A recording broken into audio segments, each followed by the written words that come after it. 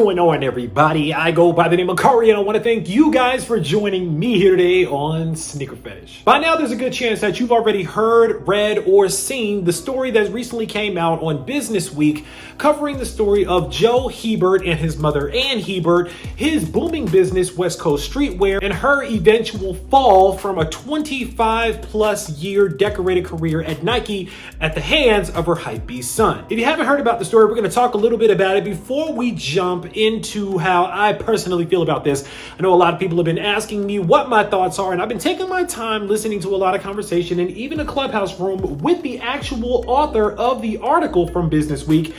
And I think that I've heard enough now where I can give my opinion. The story goes that Joe Hebert was a privileged kid that was living in Oregon that had a mom that was working for Nike. Joe, of course, wanted to be like many other kids are on Instagram. He wanted to start getting into the streetwear game and the resale game. And he started very small, very humble by selling Supreme t-shirts. From those Supreme t-shirts, Joe actually grew his business, West Coast Streetwear, into a very large business because he had a very interesting business model. And before I get started, I'm going to give him a little bit of credit here. The kid that we're talking about today, Joe Hebert, he's a smart kid. He's actually a little bit of a hustler. He's done the road work. He's taken the trips. He's done what he needed to do to start building this business that he's built. So I'm not mad at him for that. I'm just mad at how the clout got to his head. And of course, the journalist that came in and took advantage of him. Let's move on. So as Joe continues working his way up and getting more sneakers per release, he starts getting in the ear of his mother and saying, "Hey mom, I have this business going on right now. It could potentially make the family a lot of money. Now I know that you work for Nike, but I think that if we kind of keep this thing under wraps, then it'll be fine." So his mother says, "Okay, I'm turning a blind eye to things, but you do what you do." His father ends up opening up the LLC, that's WCS for West Coast Streetwear LLC, the official paperwork, because at the time Joe was too young to do the paperwork for himself. However, the following year, when Joe was old enough to own his own business legally, he ended up giving the business on paper over to Joe. Now, granted at the time, little known fact, Joe's father, Pascal Hebert, actually was not doing that well. He had a small woodworking business that he owned, his own LLC that's called Pascal Woodwork or something like that, but definitely wasn't doing the kind of money that West Coast Streetwear was doing. And I think that his family saw this money-making enterprise being something that was really viable. Now, as Joe starts gradually growing his business, his mother then hands him over her credit card and then actually adds him as an additional card holder onto her account and says, "Hey, as long as you can pay this credit card bill back, you can go crazy on shoes. Do what you gotta do." And that's exactly what he does. So he buys more bots, he gets more product, and he gets a really large warehouse where he's now hustling hundreds of pairs of sneakers out of this warehouse. Not only that, but he's also getting apparel. He's also getting hooked up through the Nike outlet stores, through the employee stores. And of course, no doubt he's getting some of these connections through his mom, who is conveniently a vice president over North America at Nike. Now, Joe's business is smart. He's not just going for the hyped up releases. He's going for the stuff that's not worth a ton of money, that doesn't have a ton of hype over it, but because he's able to get it at a discount, maybe sometimes through his mother, maybe sometimes through buying discount codes for Nike.com online and other means that he was able to actually get discounts on his shoes, he's actually able to sell discount sneakers for a profit. Like I said, at the beginning, he started playing it smart because he wasn't going for the huge profit margins. He was okay with sustaining on 20 to 30% profit margins on a lot of different sneakers. Now, from there, a lot of people see his popularity. He gains a lot of followers. He starts getting plugged in with players at the University of Oregon, and before you know it, even though he is hiding his face all over his Instagram, he's showing all these athletes that are coming to his warehouse and shopping with him, and all of a sudden they're doing favors for favors. Now he has Oregon Player Edition sneakers that he probably shouldn't have in his possession. Now he has those rare sneakers in his possession as well. And before you know it, that fame manifests itself in West Notify, which is a Discord-based membership group that costs about $150 per month that had a lot of members in there because within West Notify, there was a group that was called West Bricks. Now, West Bricks was actually the discount shoe section of West Notify that actually notified members of discounted sneakers that they could make a profit on. Everybody was making a lot of money. Until one day, there was a reporter from Businessweek that was trying to get a pair of sneakers somewhere overseas and actually ended up taking an L on it and was told that he had to pay resale price on the shoe. And that journalist's name was Joshua Hunt. Now, if you guys aren't familiar with Joshua Hunt, like I wasn't originally, he was a reporter that actually was working for Reuters. He was working on the Tokyo branch of Reuters. He worked for GQ magazine. He's written articles for a lot of different publications. And now he had this article concept that he came up with Businessweek that actually ended up becoming the cover story about the hype of sneakers and the current atmosphere of the resale business. And the main person that he wanted to highlight was somebody that he kind of heard through the grapevine was Joe West. He writes kind of this expose article about Joe. He breaks down how Joe's business is working, and he also just conveniently puts in the article that his mother, oh, by the way, happens to be a vice president of Nike. A couple of days later, after the article comes out, all of a sudden, Hebert resigns from Nike. So here we are. We have yet another privileged reseller that ended up getting his mother fired that just happened to be a vice president of Nike. And that piece is really what makes this story the most interesting because, I mean, let's be honest. How many times do we see this story every single day about a privileged kid somewhere in the suburbs that gets access to his parents' credit card, runs it up, buying a bunch of sneakers, flips them for a whole lot of profit, then flexes with them on Instagram? We see it over and over and over. Lather, rinse, repeat. The only thing that makes this one different is the fact that his mother was a vice president at Nike. Now, there's been a lot of conspiracy theories, and I want to debunk, once again, a lot of those conspiracy theories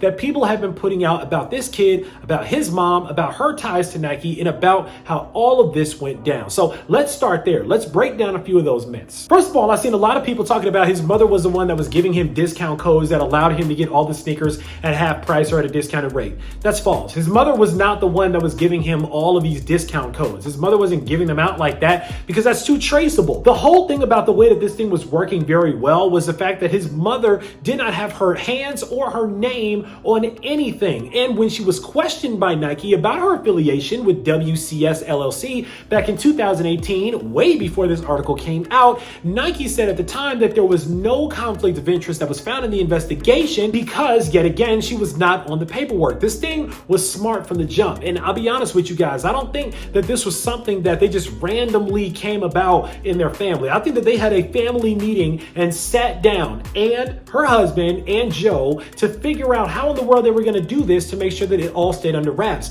especially because he was bringing so much money into the family. There's no way that you're running up that much money on your mother's credit card and you're bringing that much money into your household and your parents are turning a blind eye to it. I don't know about y'all, but the way that I grew up, if I was bringing in $150,000 a month to my household, my mom would probably know about it and have something to say. But no, I don't think that his mother was giving him discount codes. What I do think that his mother was giving him was information. And that information may have spanned from sneakers drop dates, shock drop information, latitude and longitude for where certain sneakers were going to drop, information like that. I think she gave him a lot of information that he then disseminated down to his West Notified Discord group that you had to have the secret information for, because remember, that's why people join these Discord groups, right? It's to get secret information that nobody else can get. Who better to get your information from than from a developer or an admin who's literally the son of a general manager or vice president at Nike? So people flooded into his Discord and would gladly pay $150 a month to know exactly when the next sneakers drop was going to happen. Or for a lot of people that didn't have as much money, to buy the discounted sneakers that they can then flip for a profit. That's where his mama messed up. Now, on top of that, another place where his mother messed up, again, was adding him as an additional card holder on her account.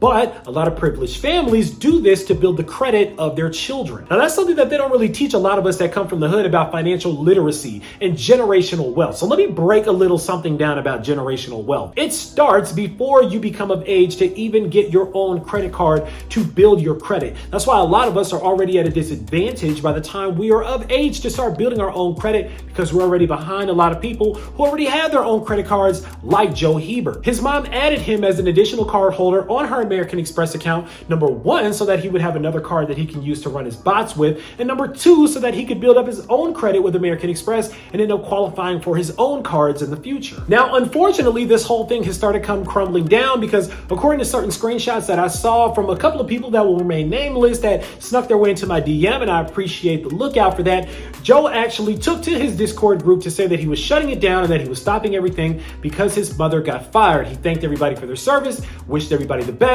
shut down his website, shut down his Instagram, and shut everything down. Not only that, but the house that they're living in, and you guys can see that house in a few of his flex pictures, has officially been placed on the real estate market for sale for around $1.8 million. And it looks like they're trying to sell that house quickly because in the last 20 days, they've already dropped the price of the house by $100,000. Makes a lot of sense when the mom ends up losing her big wig job at Nike and they don't have nearly as much money coming into the household anymore. Another myth that I've seen a lot of people talking about was the fact that his mother was using her corporate credit card. That wasn't the case. She wasn't using her corporate credit card. She was using her personal credit card. It was a personal American Express. Now, I'm gonna tell you what sucks about all that right now is that now that she's not making any money and he's not making any money, they probably have a real big American Express bill that they're looking at right now and they don't know how they're gonna pay it. Boo-hoo, so sad. Another big myth that I've heard a lot of people talking about was the fact that this is why we can no longer get drops on the sneakers app. That's not true. I don't think that he was getting all these sneakers off the sneakers app. I mean, my goodness, one of the highlights of the article was the fact that he spent over $100,000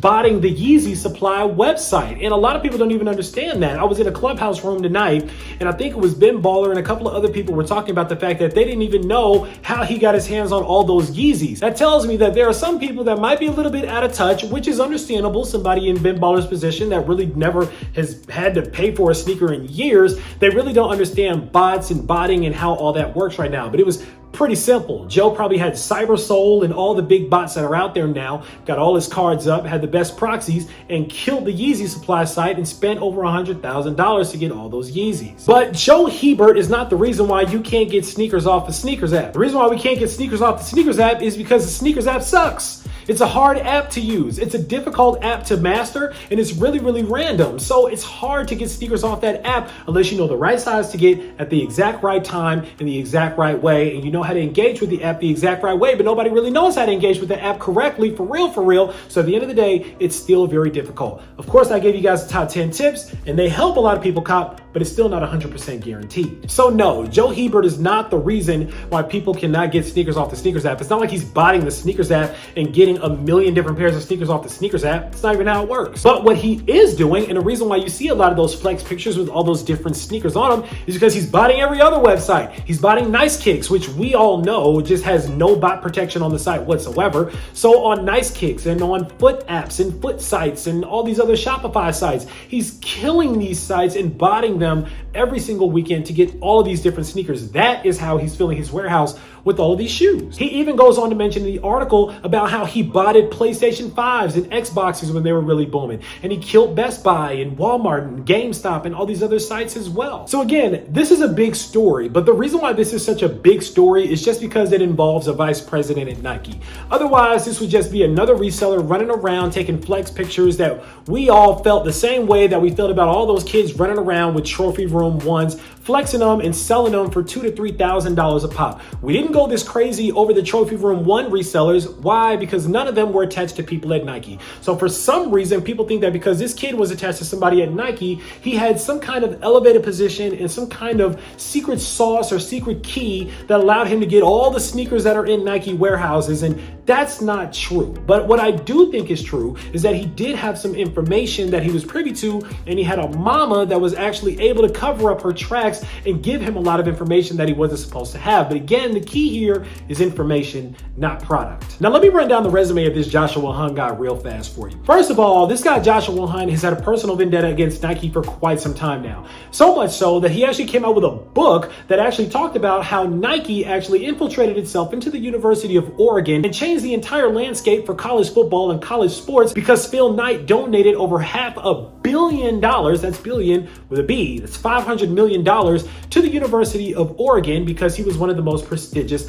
alumni of the school. He came out with a book that was called The University of Nike, and he later changed the title to The Nike Effect. And basically what the book was about was an expose that was uncovering a lot of the dirty details in the underbelly of Nike and its ties with the University of Oregon. He talked about the sexual assault cases that were covered up against athletes at the University of Oregon. He talked about how all the money that was exchanged for all the high visibility opportunities and the marketing that the school gave to Nike or felt indebted to give to Nike had an adverse effect on Nike becoming a power player in the world of college sports. He's even working on a book right now that talks about the counterfeit sneaker game. But I listened to this guy on a meeting on Clubhouse tonight, and he said himself, he's not even really into sneakers like that. He just sees this being something that kind of piqued his interest and something that he's interested in. So if you're not about sneakers, Josh, what are you about? You're about the downfall of Nike. And hey, listen, as a journalist, as somebody that probably didn't get a job at Nike, so he probably took it upon himself to become a freelancer that talked bad about Nike in all of his journals and all of his books that he could possibly talk bad about Nike on,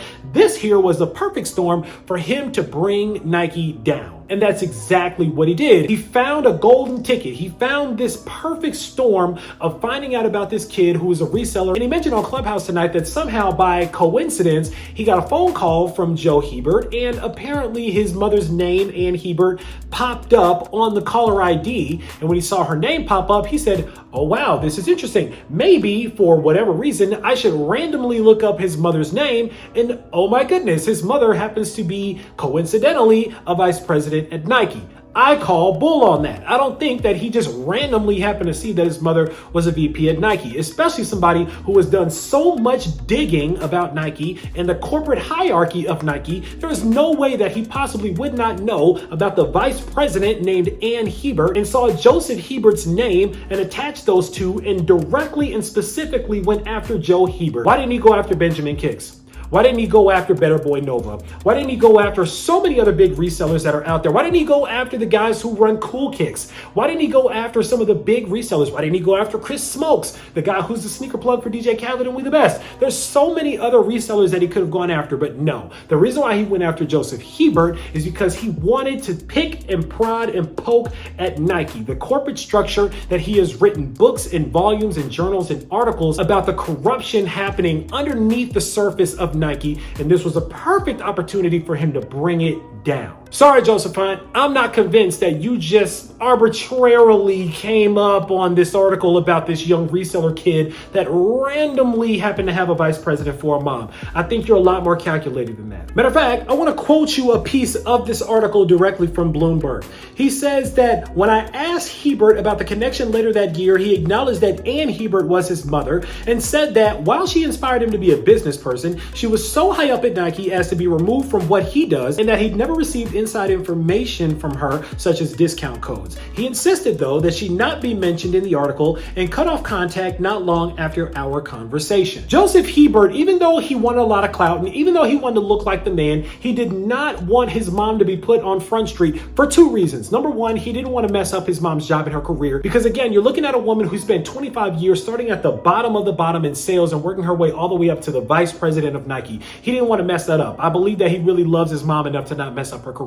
Number two, his mother was a plug for a lot of information and for a lot of inside access. To recap, his mother had information and access, but not necessarily product. There's a couple of things in this article that I want to break down if it was his mother's influence or not. First things first is the Nike mag story. There's a piece of the article that talks about Joe Hebert stumbling upon this storage unit randomly from somebody that happened to have 6 pairs of Nike mags in them, and he sold some and he kept one or whatever the case was. I definitely think that was 100% his mama. I definitely don't think that he just randomly came up on somebody that randomly had a storage unit. I think his mom knew people who knew people who knew people who hooked him up with a really nice gift. Not only that, but the article also talks about a $200,000 cross-country Nike outlet trip that him and his friends went on in order to buy up a whole bunch of discounted sneakers. If you don't think his mama had a part of that, you're sadly mistaken. But the access that he got from his mama was the fact that a lot of Nike outlet stores will stop people from buying certain amounts of sneakers. But if you got that special card, if you have that special employee card, if you got that special friends and family card,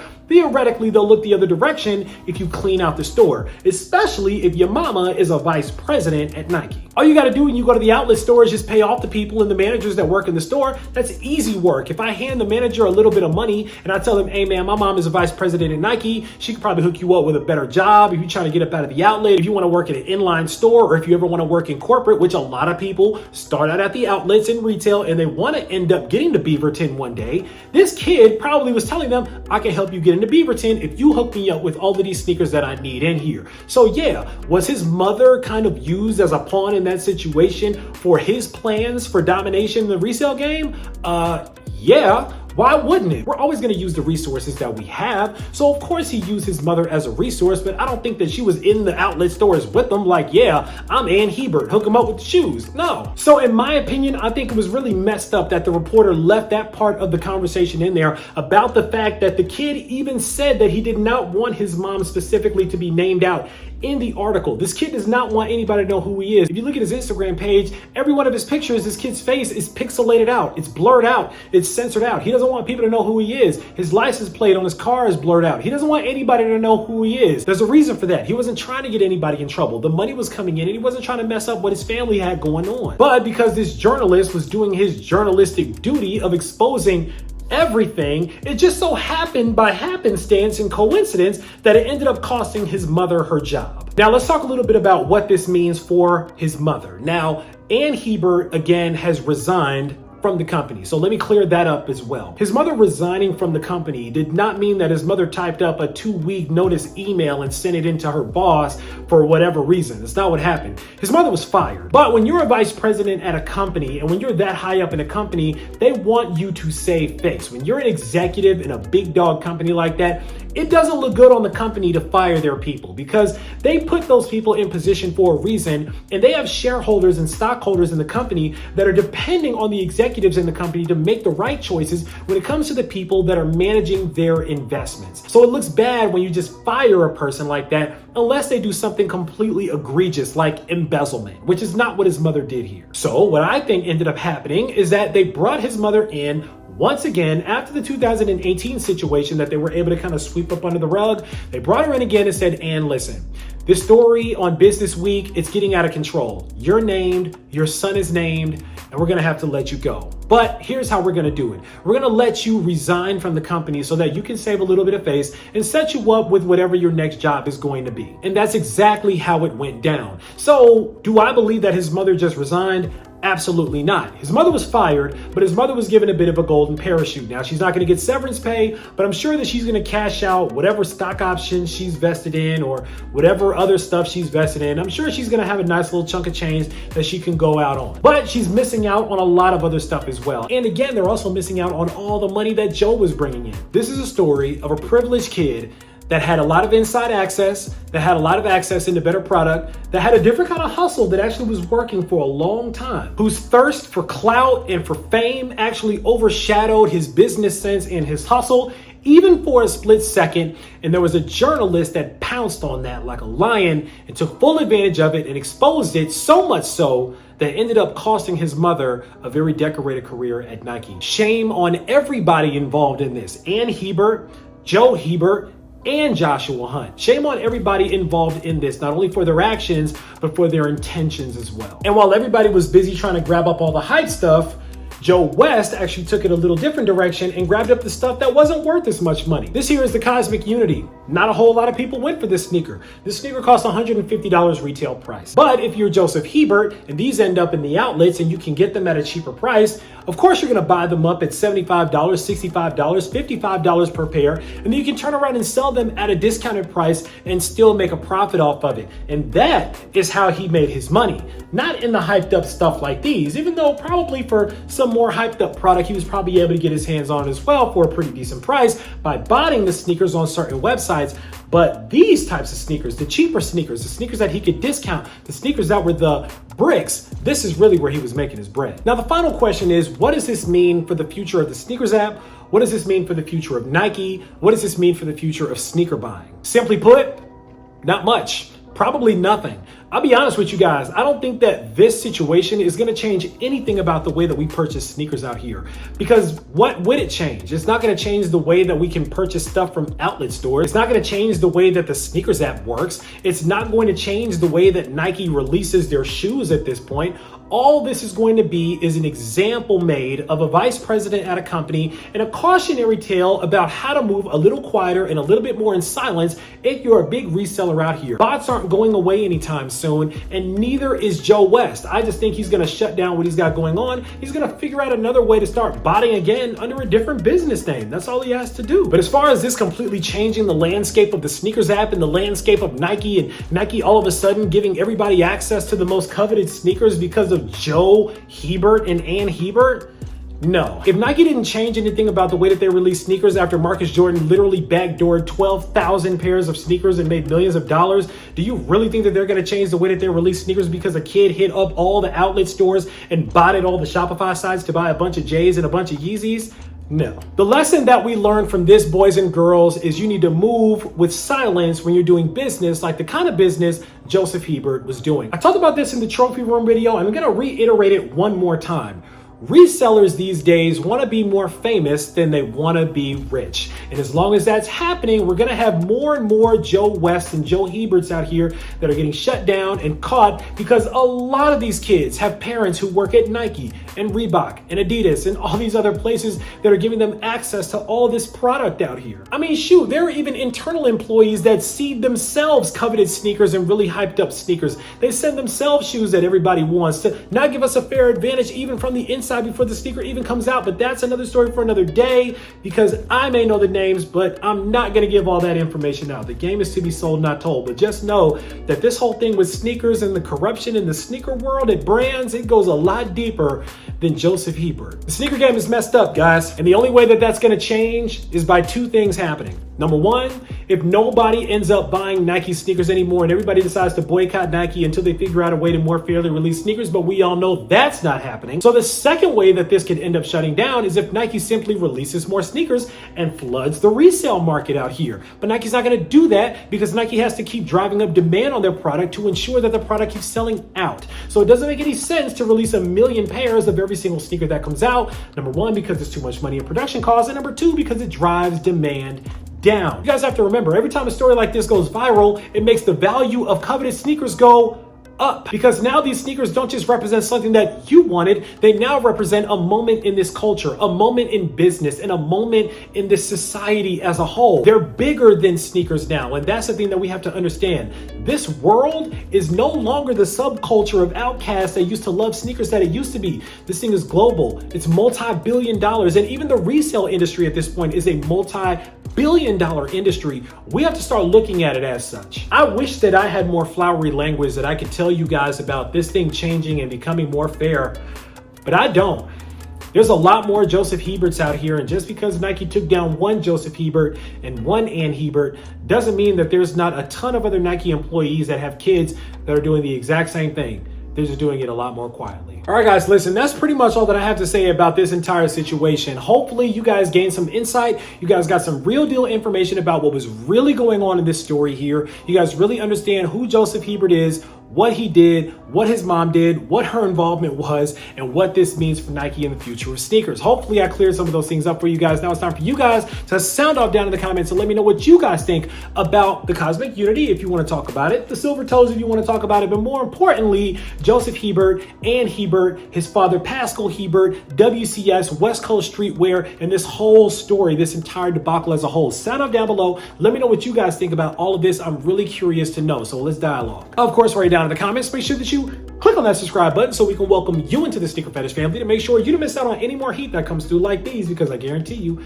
I got a lot more heat on the way. As always, I want to thank you guys for joining me here today on Sneaker Fetish, taking a look at these with me, unboxing them with me, dialoguing with me for a couple of minutes. I go by the name of Kari. This is the Nike Cosmic Unity. This is the Air Jordan 1 Silver Toe. And until next time, I'm out.